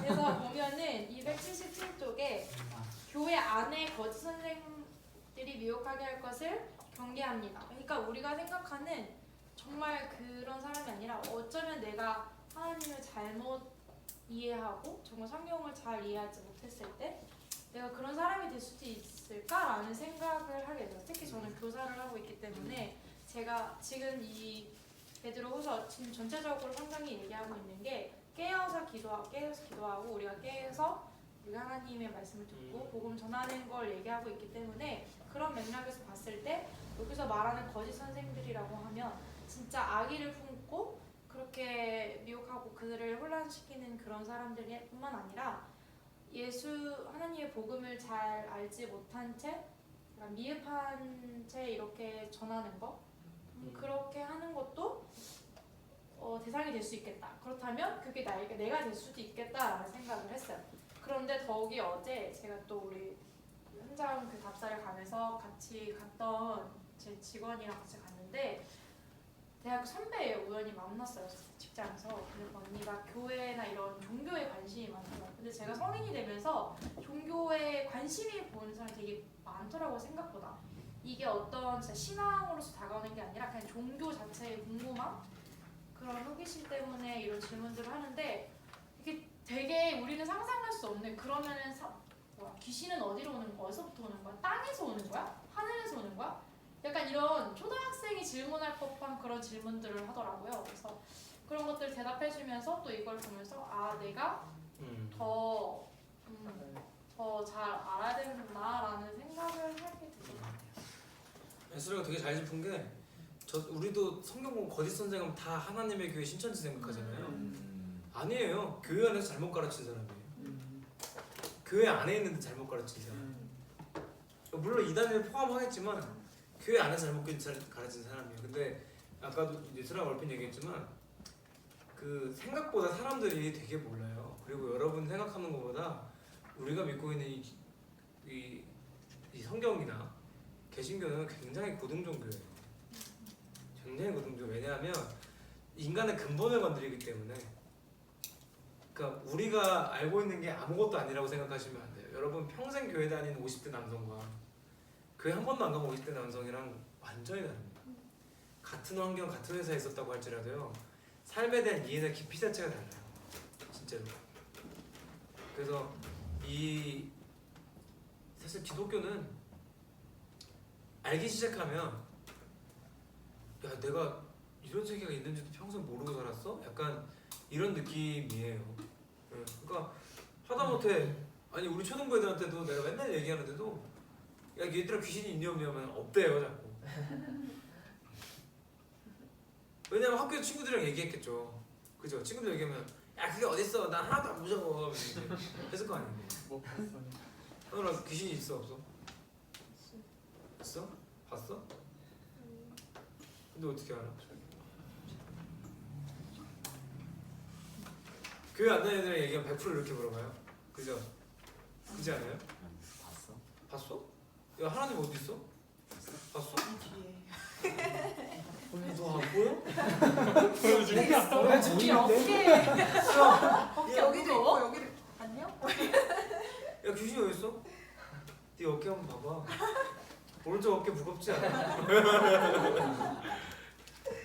근데 이것도 이제 이런 것도 우리가 알아둘 필요는 있는 것 같아요. 그러니까 성경에 나오는 귀신들은요 우리가 생각하는 처녀 귀신이 아니에요. 강시가 아니라고요. 드라큘라, 뭐 강시 이런 게 아니에요. 십자가 보면 마늘 보면 도망가고 뭐. 감사하게도 걔네는 꼭 십자가를 보면 도망갑니다. 너무 감사하죠. 근데 그런 게 아니라 사탄이 부리는 종이 그냥 귀신이에요. 근데 그 귀신들이 속이려고 그런 모습을 하기도 해요. 네, 속이기 위해서. 예를 들어서 내가 얘 외삼촌이 하면서 여자가 남자 목소리 낸다던가 실제로 그런 일들이 일어나고요. 나는 봤어요. 신기하더라고요. 무섭더라고 진짜. 근데 더 무서운 건 뭐냐면 예수님 이름을 불러간다는 게 더 무서운 거예요. 내가 믿는 이게 장난 아니구나. 진짜 장난 아니구나 그런 거. 그러니까 그 옛날에 그 주세화가 고딩 때인가 중딩 때인가 가위 엄청 눌리고 살았거든요. 근데 되게 웃긴 게 뭐냐면 가위 눌린다고 내 방에서 자는 거예요. 난 침대에서 자고 내 방 밑에 바닥에 이불 깔고 자는 거예요. 거기는 가위를 안 눌린다는 거. 귀신들이 알아보는 거지. 함부로 못하는 거야. 중딩인데도 함부로 못하는 거야. 중딩인데 이게 뭐지? 나도 이유는 몰라요. 근데 아무튼 나는 그런 적이 거의 없었고 그랬습니다. 그래서 이 생각보다 사람이 영적인 존재라서 나는 그렇게 생각해요. 이 아무리 인간적인 이렇게 욕구와 스펙들이 채워지고 뭐 결혼하고 뭐 이렇게 하면 다 채워질 줄 알았는데 채워지지 않는 부분은 분명히 영적인 게 남아있기 때문에 난 그거를 누구나 갈구한다고 생각해요. 그래서 우리가 그 부분을 분명히 충족시켜줄 수 있고 채울 수 있는 좋은 교사가 되면 난 분명히 우리를 통해서 열매 맺을 거라고 생각합니다. 근데 제가 우리 설레는 공부 초창기도 말했지만 목사 전도사들 통해서 열매 못 이뤄요. 내가 얘기하면 직업이니까 그런 거보다 한다고요, 진짜로. 그래서 우리는 하나님이 이제 우리 평신도를 통해서 이루고자 하신 일들이 훨씬 더 많기 때문에 여러분들이 잘 해주시기 바랍니다. 전체적으로 질문 받고 마무리하겠습니다.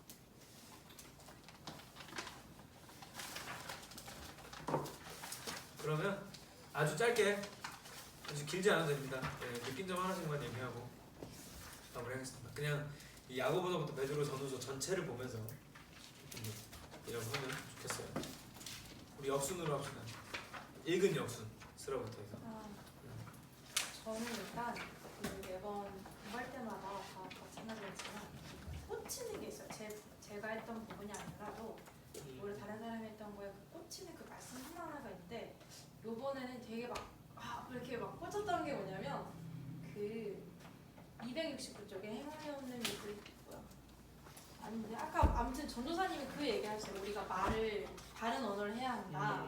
그러면서 얘기했던 게 뭐냐면 우리 어디 있었는데 어떻게 우리가 하나님을 믿는 그 자녀로서 그거였어요. 하나님을 높이고 찬양하는 이 입술에서 그 입술에서 어떻게 그런 악한 말이 나올 수 있냐라는 말을 듣고 물론 제가 악한 말을 한다는 건 아니지만 270쪽에 나와. 네.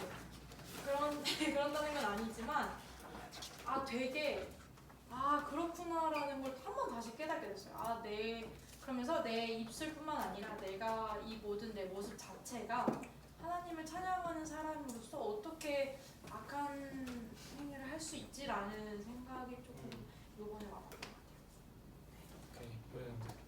것 같아요. 저는 진짜 좀 어떻게 보면 비슷할 수도 있는데 어떻게 보면 저도 그렇게 생각 안 해. 그러니까 뭐라고 해야 되지?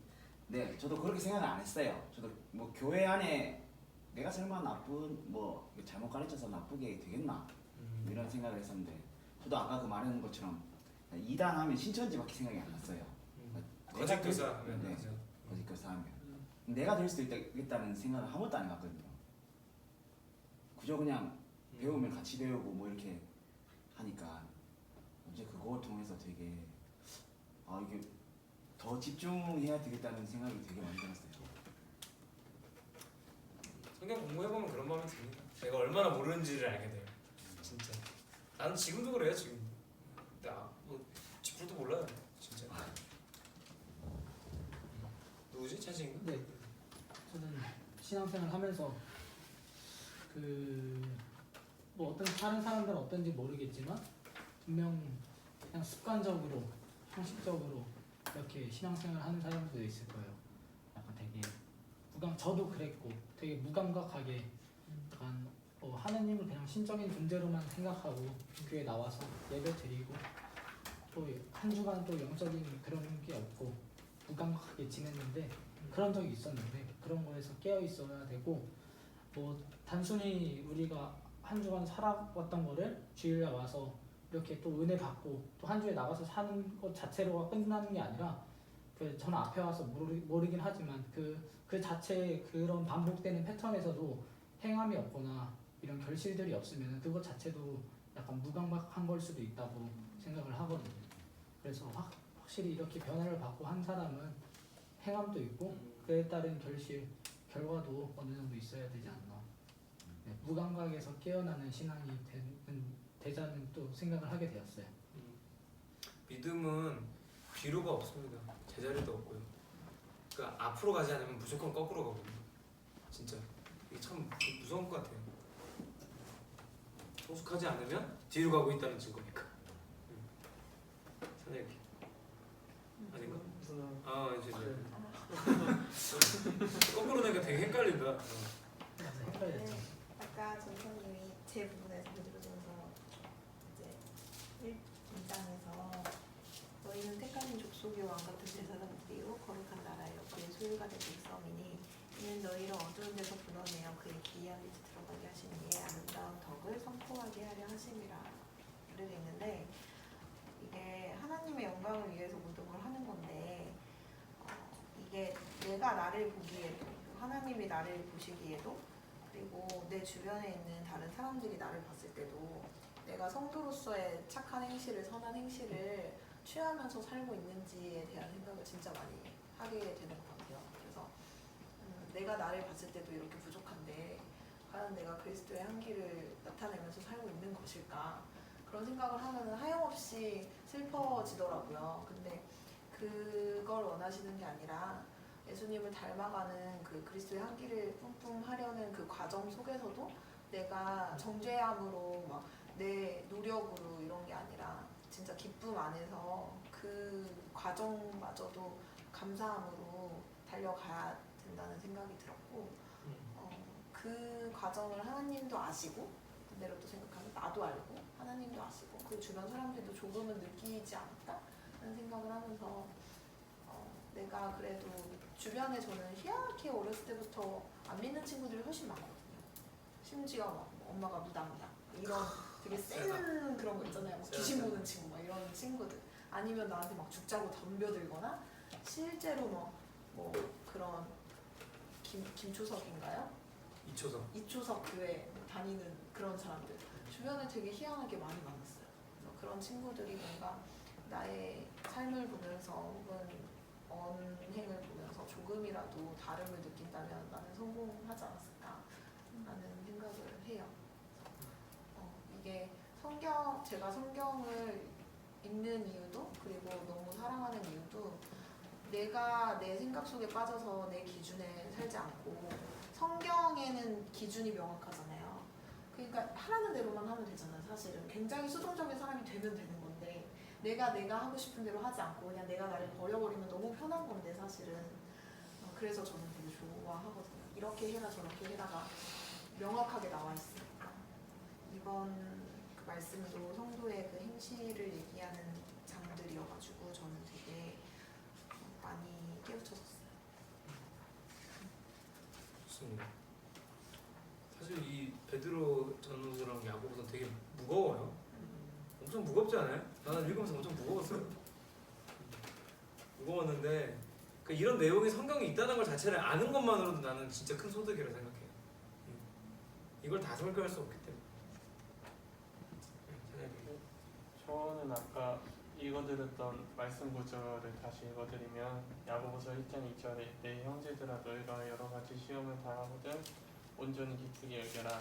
욥기 23장 10절 그러나 내가 가는 길은 그가 아시나니 그가 나를 단련하신 후에는 내가 순금같이 되어다.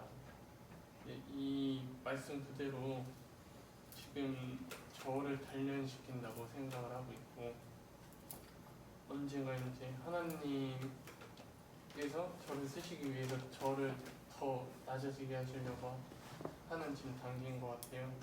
그래서 성경 공부도 이거를 하면서도 제가 처음으로 이제 일독을 올해 1월 달부터 이제 그때 막 버킷리스트나 뭐 이제 비전을 쓸 때도 써놨는데 그 지키지 못하잖아요. 새벽기도도 매일 나오는 걸로. 어떻게 지켜? 그래도 이제 좀 거의 발 담그는 수준인데도 요 정도만 해도 이제 좀 점점 더 폭발시키기 위해서 이렇게 저를 인도하시지 않았나 그런 생각이. 아무튼 난 되게 감사해요. 이 자리가 이렇게 이거 진짜 소식이 되게 재미없잖아요.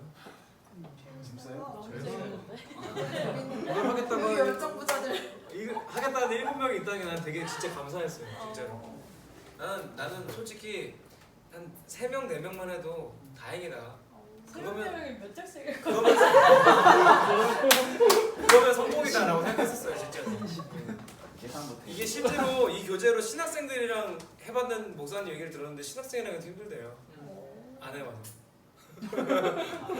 아니어서 다음 누구죠? 저가요? 설명. 저는 여기 1장에 이제 시험은 인내라는 적을 키워주어서 성도들을 더 온전하고 부족함 없게 해준다는 말이 굉장히 좀 공감이 많이 갔어요. 왜냐면 공감이라고 하기보다는 내가 만약에 내가 이렇게 아무리 뭐 21년 짧은 인생이라지만 그래도 이 사는 동안에 고난이 왔을 거 아니에요. 근데 이 고난이 왔을 때 나는 어떻게 했을까 라는 생각을 하면서 약간 회개하는 느낌도 들었고, 그리고 저 3장 할 때 메신저 말씀을 봤는데요. 거기서 이렇게 나와요. 참된 지혜, 하나님의 지혜는 거룩한 삶에서 시작됩니다. 참된 지혜의 특징은 다른 사람들과 평화롭게 지내는 것입니다. 라고 되어 있는데 그리고 여기 18절에 그 3장 18절에 보면은 화평케 하는 자들은 화평으로 심어 의의 열매를 거두느니라고 하는데, 이걸 보면서 약간 인내를 할 때를 보면 지혜도 필요하겠구나라는 생각을 해요. 화평이 있어야 또 그런 화평이 있어야 그 열매를 거둘 때 그런 인내도 필요하고 지혜도 많이 필요하다고 생각을 했어요. 이 말씀을 통해서 그런 이 시험이라는 것 자체가 저는 그래서 뭐 중고등부 얘기이긴 하지만 우리가 중고등학교 다니면서 중간고사, 기말고사 통과하는 거에는 관심이 있는데 하나님이 주시는 시험 앞에 서 있는 거에 관심이 없는 게 난 문제라 생각하는 거예요. 그리스도인들이. 그러니까 아이들이 아니라 사실은 부모들이죠. 그러니까 우리가 하나님이 주시는 시험 앞에 관심이 없고 나한테 주는 세상의 시험 앞에만 관심이 있다면 내 토익 점수에는 관심이 있지만 내 학점에는 관심이 있지만 하나님 주신 시험에 관심이 없다면 나는 이게 진짜 큰 문제라 생각하거든요. 왜냐하면 하나님 주시는 시험이 지나가야 성장을 하고 아까 얘기한 대로 그 시간을 지나야 내가 순금같이 나아갈 텐데. 그래서 여러분 시험이 찾아오면 감사하세요. 그걸로 성장할 거니까. 생각해보면 나도 참 그런 거 없었으면 여기까지 못 왔겠다는 생각도 듭니다. 한월이. 예수님을 닮고 싶어요. 오늘 예수님 얘기 한 개도 안 나왔는데? 예수님 얘기 한 개도 안 나왔는데? 갑자기? 왜? 왜 갑자기? 그거 안에서 많이 해요. 오늘 느낀 점? 오늘 진짜. 그냥 저는 파스원이랑 너에게 주는 시험이야. 제거 말씀에 대해서 행함이 제일 아까웠던 것 너의 그런 시험이 주어졌구나.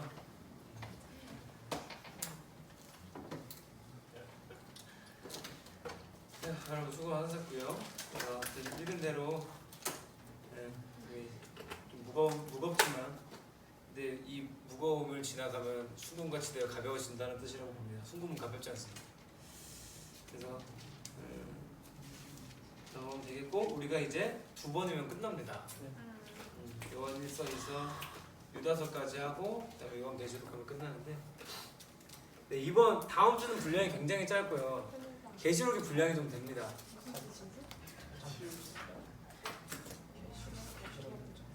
응? 계시록이 22장인가 그래요. 계시록 때는 최소 3장씩은 읽으셔야 되고요. 다음 주가 아마 짧을 거예요. 그래서 가능하면 본인 분량 어디겠다 싶은데 계시록 미리 읽으셔도 좋습니다. 다음 주 짧으니까. 저는 수련회 끝나고 그 수련회 끝나고 할 수 있을까? 그날이 마지막 날이지 그러면. 네. 원래대로라면 그거 끝나고 다음 주에 성현이가 그때 10월 14일. 자꾸 왜 상기시켜? 나는 그렇게 기억해. 아니, 기억하는 방식이 그럴 수도 있지. 만약에 그 전날 밤새고 놀고 그러면 사실 제정신으로 못 할 텐데. 진짜 한 줄을 건다. 제정신으로 하죠. 그럼 맞아요. 요한계시록은 장기간 싫어야 돼. 왜냐하면 정말 머리 4개 달린 집 쓴다고 하면 갑자기 내 옆에 짐승이 기대돼요. 제기되는 그러면 계시록 아예 한 줄 미룰게요. 계시록은 네. 아예 수련답게 하고 그래요? 아예 한 줄 미룹시다. 뭐 급한 거 없잖아요. 얘 말고는. 네. 전 내일 나와야죠. 나. 내일 날 나오겠지. 네. 잘 나오겠지. 그런 거 미리 안 나오나? 지금 안 나왔나? 아니 딱 10시에 나와요. 오전 10시? 네.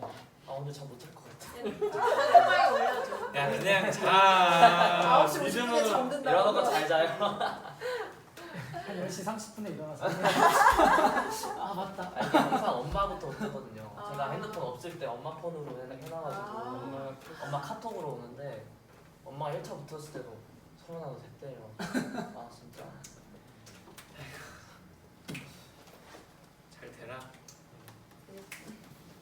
누구 기도할 차례인가요? 다 돌아왔던 것 같아요. 하늘이까지 했어요. 전에 기도하겠습니다. 하나님 우리에게 주신 야고보서 그리고 베드로 전후서 말씀을 통해서 하나님께서 우리에게 주신 말씀을 조금 더 알게 하시니 감사합니다. 오늘 말씀하신 것처럼 우리가 믿는 자들에게 하나님께서 요구하시는 행함에 대해서 배우는 거대로 할 수 있도록 하나님 지혜를 주시고 능력을 더해 주시고 우리에게 시험이 오고 어려움이 닥칠지라도 그럼에도 불구하고 이겨낼 수 있는 힘과 능력을 주시고 거기에서 얻는 진짜 기쁨으로 평생 행복하며 하나님 안에 살 수 있게 인도하시옵소서.